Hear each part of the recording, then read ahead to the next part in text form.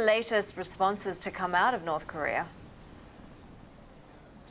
Well, the foreign minister was commenting about Kim Jong-un's threat for a countermeasure against what he called a mentally deranged Trump's comments at the United Nations.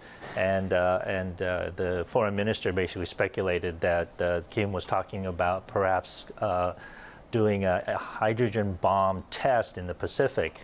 Right now, most analysts believe that that's just a lot of rhetoric. The possibility of that happening is probably very, very small, mainly because that is really, truly would be a red line for China and Russia to do something about North Korea.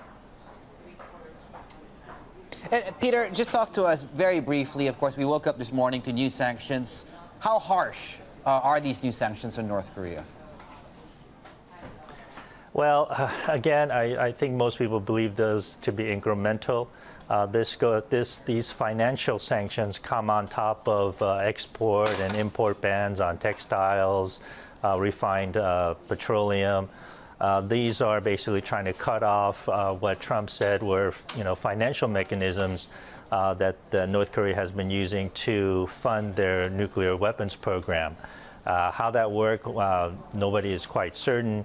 As you know, and as people here in South Korea know, a lot of these sanctions have not worked, never worked, mainly because North Korea has always maintained that they are going to develop a nuclear weapon, even if it means that their people will eat grass. And those are the words that they have used to show how determined they are. Yeah, well, salad is grass, isn't it? Anyway, on a more serious note here, Peter, we heard from the South Korean President Moon. He was taking a more diplomatic approach than Donald Trump during his speech in the UN. And just for our viewers right now, let me just replay that clip for them. Listen in. It must immediately cease making reckless choices that could lead to its own isolations and downfall, and choose the path of dialogue. I urge North Korea to abandon its hostile policies against other countries and give up its nuclear weapons program in a verifiable and irreversible way. Peter, where does South Korea stand on these additional sanctions? Well, I think for the regular folks on the street, they feel like they're in the middle of basically two bullies, President Donald Trump and North Korea's Kim Jong-un. What's interesting watching last night's speech by Moon was that there seemed to be almost like a terrible bad cop, good cop routine going on here with Donald Trump, obviously, being the bully, the belligerent, the hawkish, I will destroy North Korea comments, whereas Moon took a much more dovish, peace-loving approach.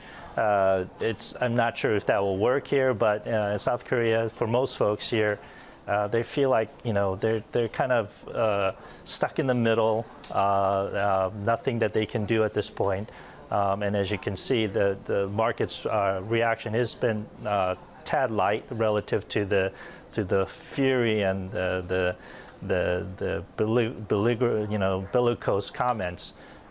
They've seen this before, and it's almost like, okay, they're kind of resigned to being in the middle of a lot of rhetoric.